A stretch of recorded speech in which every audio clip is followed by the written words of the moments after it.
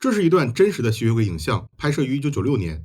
警官不相信这是真的，递给他一杯红色液体，他丝毫没有犹豫，像喝可乐一样享受起这杯奇怪的饮料。故事发生在1992年的圣彼得堡，位于城南的西蒙尼亚街，两侧有上百栋居民楼。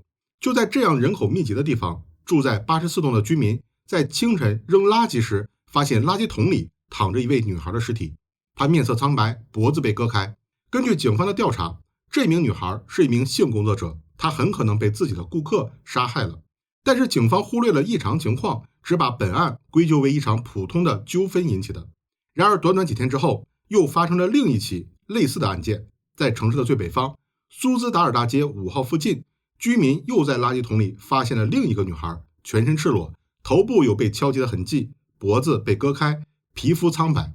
女孩是一所医科大学的学生，据家人说，女孩目前正在寻找工作，她结识了一位企业主管，主管向她索要一笔钱，答应为她安排进企业工作。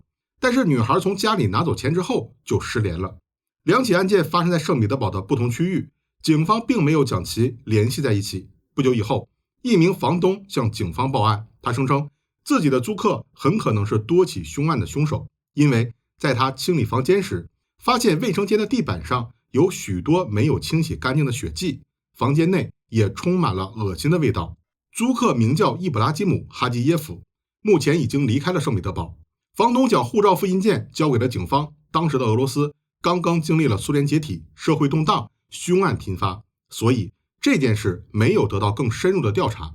警方只是简单的记录了伊布拉基姆为嫌疑人之一。3年后，1996年新年，一名服装商人来到了俄罗斯南部城市巴拉科夫，他在市场摊位上推销自己的衣服，同时也不断的诱惑本地的女孩来公寓与他约会。19岁的艾琳娜是药房里的一名营业员，商人对她一见钟情，不断的为她送来鲜花和礼物。2周以后，她答应了与这位商人约会。3月1日，艾琳娜下班后来到了商人的公寓，可等待她的并不是鲜花。第二天清晨，附近的居民发现了艾琳娜，她被床单包裹着丢在了附近的垃圾桶中，全身苍白，已经失去了生命体征。而巴拉科沃并不像圣彼得堡，它是一个只有20万人口的小城。凶案立刻打乱了这里的宁静，商人在公寓的门口被警方抓捕。这名商人正是圣彼得堡系列凶案的嫌疑人伊布拉基姆·加基耶夫。在审讯的过程中，警方发现了一个可怕的秘密，他为何要杀死艾琳娜呢？伊布哈基姆说，他原本只想给自己找一个正常的女人，为自己生正常的孩子，艾琳娜就是他想找的目标。但是他被血腥的味道吸引，忍不住击晕了她，并吸干了她的血。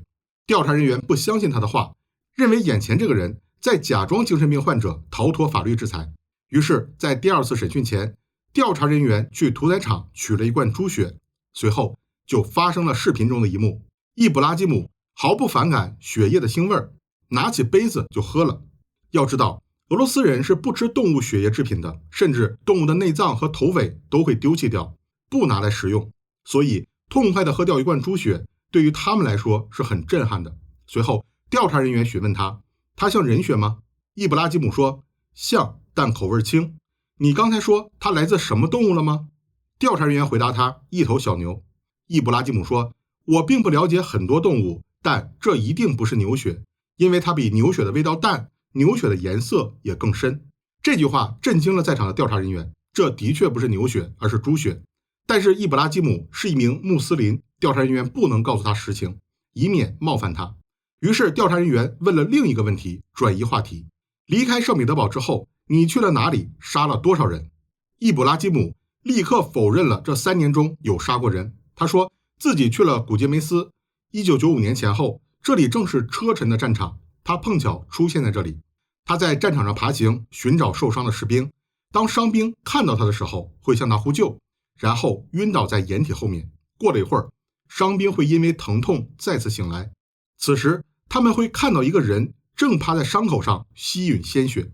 然而伤兵们早已无力反抗，可能到死他们都认为这诡异的一幕来自于幻觉，然后慢慢的在恐惧中离开这个世界。战场上的这一幕被老兵们当作鬼故事讲给新兵们听，但是初来乍到的新兵们却不相信，在这世界上真的存在德古拉吸血鬼。达吉斯坦的巴巴尤尔地区有一个古老的家族加基耶夫，这个家族的人在卫国战争时期英勇的表现赢得了当地人的尊敬。二战结束后，这个家族的人口也越发展越多。1960年，易卜拉吉姆就出生在这个家族里。他天生就患有一种怪病，会无缘无故的头痛和呕吐。不过他并没有去医院治疗，这是因为家族里就有治疗这种怪病的偏方，那就是喝动物的血。于是他的父亲每天回家时都会带回来一罐牛血和一小块生牛肉，作为易卜拉吉姆的食物。当他第一次闻到这些食物的腥味时，就忍不住全部吃光了。他的头痛会立刻得到缓解，也不会像吃其他食物一样发生呕吐的症状。他开始做可怕的噩梦，梦见自己身处战场，杀死了很多敌人，血液像河一样流淌，而他就站在河水里。可做这种梦的时候，他才9岁，他的性格也开始变化，越来越多地表现出攻击性，甚至还袭击了自己的兄弟。于是他被送入了一所特殊儿童学校。随着年龄的增长，他的食量也翻了许多倍，一罐牛血和一小罐牛肉越来越不能满足他了。他开始捕捉躲在城市角落里的小动物。虽然他的家人发现了他可怕的行为，但并没有制止他。直到有一次，他在校园里捉到了一只兔子，并当场将兔子杀死了。当被问到为什么这样做时，他说：“我想刺伤一个人。”这样的解释震惊了学校的管理部门，他们将易卜拉吉姆送去了精神病医院检查。他在那里住了6个月，医生发现他完全正常，又送回了学校。为了保护其他的孩子不被伤害，学校只允许他读完8年级，然后立刻离开这里。可回到家的易卜拉吉姆也无法让人忍受，当食物得不到满足时，他会扑向自己的家人。终于等到成年，1980年左右，他被送去参军。在这段军旅生涯中，他学会了抑制自己的冲动，装作正常人一样生活。但是退役后，他不愿再提起那段生活。他说他参加了阿富汗战争，自己的战友死在了自己的怀中，而且不止一个。1985年，他返回故乡，家人给他介绍了一个未婚妻，双方家庭各出一笔钱，让易卜拉吉姆与未婚妻买房搬出去住。结果易卜拉吉姆抢走了这笔钱，逃婚了。未婚妻以盗窃和诈骗罪起诉了易卜拉吉姆，随后他被判了4年刑期。1988年，他有机会喝到了熊和松鸡的血。出狱后，他离开了吉尔吉斯坦，去了新的城市生活，因为那里没人了解他的过去。